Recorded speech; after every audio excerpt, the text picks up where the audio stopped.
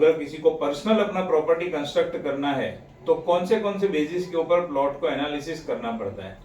Plot को हम 8 point of view से, 8 एंगल से उसको एनालिसिस करेंगे। सबसे पहला सॉइल एनालिसिस, यानी कि वो जमीन जो है, जो प्लॉट है, उसकी क्वालिटी कैसी है।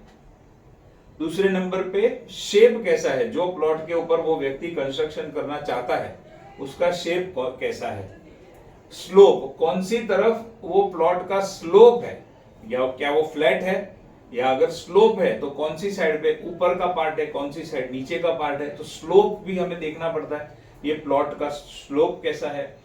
अब प्लॉट के आजू बाजू है, रोड तो होते हैं, तो रोड कौन सी बाजू है, कौन सी बाजू नहीं है, कितने रोड है। प्लॉट के आजू बाजू रोड कहां पर है उसके एंगल से भी देखना पड़ता है। प्लॉट का जो एरिया है वो कहां से एक्सटेंड हुआ है और कहां से कट हुआ है, ये बहुत इंपॉर्टेंट है किसी भी वास्तु में। फ्लैट है तो फ्लैट में भी हम देखते हैं कि कट हो गया है। प्लॉट अवेलेबल है, वो प्लॉट के अंदर हमें कंस्ट्रक्शन करना होता है, प्लॉट के बाहर हम कुछ नहीं कर सकते। तो जो भी प्रकार का शेप है, प्लॉट के अंदर हम स्क्वायर या रेक्टेंगल बनाएंगे और उसके बाद में हम डिसाइड करेंगे कि ये प्लॉट का एक्सटेंशन कहां पर है। 7वां इंपॉर्टेंट पॉइंट होता है टी जंक्शन। आप देखना बहुत सारे प्लॉट या बहुत सारे बिल्डिंग्स ऐसे बने हुए होते हैं जहां पर टी जंक्शन होता है।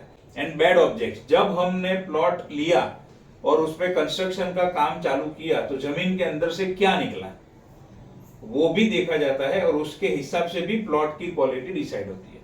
तो ये सारी चीजों को हम आज एक एक करके समझेंगे। चलो अब हम बात करते हैं आगे प्लॉट के ऊपर। सबसे पहला पॉइंट जो है वो सॉइल एनालिसिस, यानी वो जमीन की क्वालिटी कैसी है वो कैसे डिसाइड करेंगे। सॉइल इंस्पेक्शन डिटरमाइंस वेदर और not a particular plot is suitable for a vastu. Office बनानी है, फैक्ट्री बनानी है, घर बनाना है, जो कुछ भी बनाना है उसके लिए सूटेबल है कि नहीं, पहले तो वही डिसाइड करना पड़ेगा। If found suitable, it is to be determined whether it is suitable for residential, agriculture और कॉमर्शियल। अगर वो प्लॉट कंस्ट्रक्शन करने के लायक है तो क्या कंस्ट्रक्शन कर सकते हैं, रेसिडेंशियल, एग्रीकल्चर या कॉमर्शियल। आइडियली अगर कोई प्लॉट ऐसा है जो स्क्वायर है या रेक्टेंगल है और उसके ऊपर कंस्ट्रक्शन किया है तो वो सबसे बेस्ट है। बट हर एक प्लॉट तो ऐसा मिलने वाला है नहीं, वो तो सीधी सीधी बात है।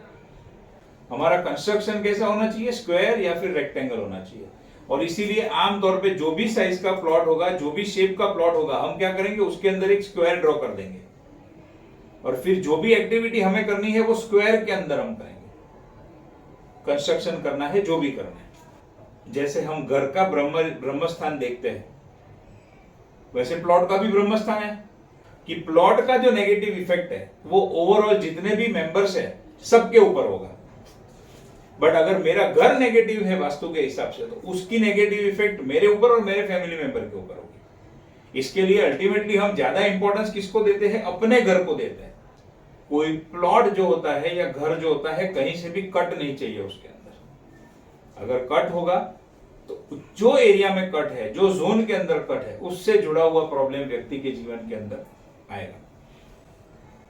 It also affects educational and spiritual progress adversely. Accident and other calamities befall the plot holder.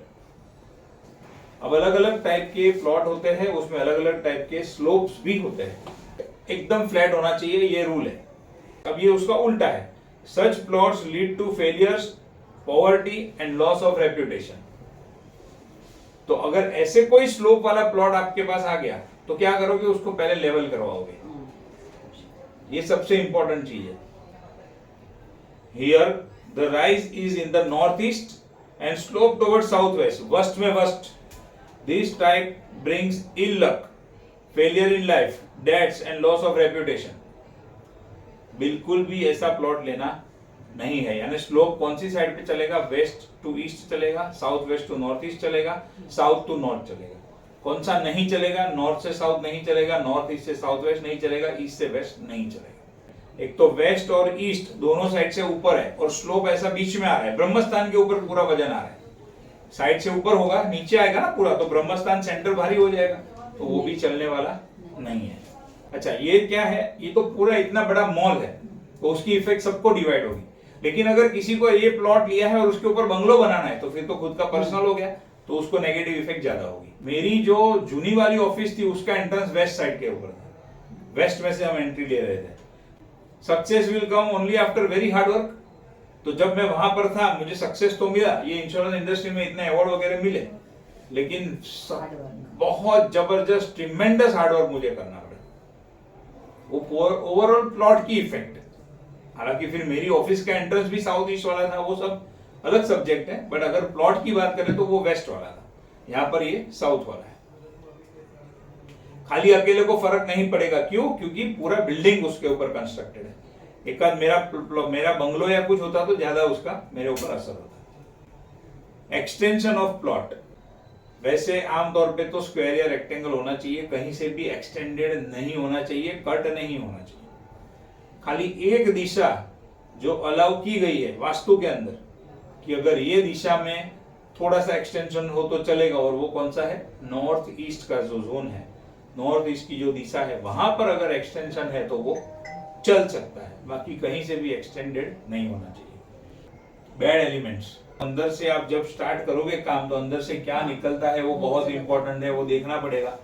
लेकिन वो आज तक आए ही नहीं इधर, पैसों के चक्कर में पैसा खर्च ना करना पड़े, कंसल्टेंसी फीस ना देना पड़े, रेमेडीज ना करवाना पड़े, उसके चक्कर में जो निकला सो निकला, कंस्ट्रक्शन चालू भी कर दिया, और रिजल्ट ये है आज 2.5 साल से खाली बंगलो कंस्ट्रक्ट ही करिए जा रहे, काम ही पूरा नहीं हो रहा है। एक तो साउथ साइड वाला प्लॉट 2.5 साल से प्लॉट लेके बैठे हैं, कंस्ट्रक्शन पूरा ही नहीं हो रहा है। तो ये सारी चीजों को देखना पड़ता है, और ये बहुत इंपॉर्टेंट पॉइंट है कि आपने जब जगह ली तो उसको आप जब एक्सकेवेट करते हो कंस्ट्रक्शन के लिए, तो अंदर से क्या निकलता है वो बहुत इंपॉर्टेंट होता है। बहुत सारी चीजें अंदर से निकल सकती है। अब वो कचरा वचरा निकला हो तो फिर भी ठीक है, लेकिन जब ऐसा बोन स्केलेटन या बोन पीसेस निकलते हैं वो बहुत नेगेटिव होता है। बहुत बार कोई एनिमल की डेड बॉडी अंदर से निकल दी, या एनिमल का स्केलेटन अंदर से निकलता है, भयंकर नेगेटिव, भयंकर खराब।